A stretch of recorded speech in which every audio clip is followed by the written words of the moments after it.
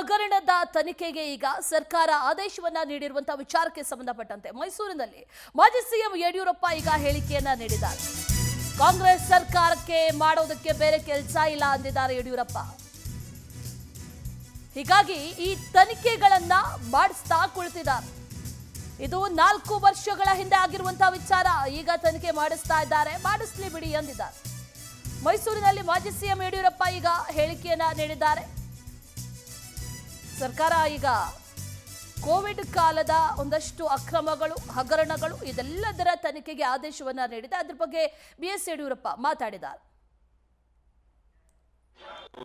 ಬೇರೆ ಏನು ಕೆಲಸ ಇಲ್ಲ, ಆ ರೀತಿ ತನಿಖೆಗಳು ಮಾಡೋದ್ರಿಂದ ಏನು ಪ್ರಯೋಜನ ಆಗುವುದಿಲ್ಲ. 4 ವರ್ಷಗಳ ಹಿಂದಿನ ಹಳೆ ಕಥೆಗಳನ್ನ ತಗೊಂಡು ತನಿಖೆ ಮಾಡಿಸೋದ್ರಿಂದ ಅವ್ರು ಮಾಡಲಿ, ಅದಕ್ಕೆ ಸರ್ಕಾರ ಅದಕ್ಕೆ ಸರ್ವ ಸ್ವತಂತ್ರರಿದ್ದಾರೆ. ಯಾವುದೇ ರೀತಿ ಬೇಕಾದ್ರೆ ಬಹುಶಃ ಬೇರೆ ಏನು ಕೆಲಸ ಇಲ್ಲ, ಆ ರೀತಿ ತನಿಖೆಗಳು ಮಾಡೋದ್ರಿಂದ ಏನು ಪ್ರಯೋಜನ ಆಗುವುದಿಲ್ಲ.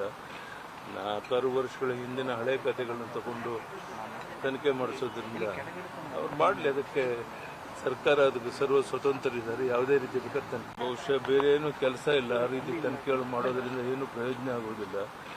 4 ವರ್ಷ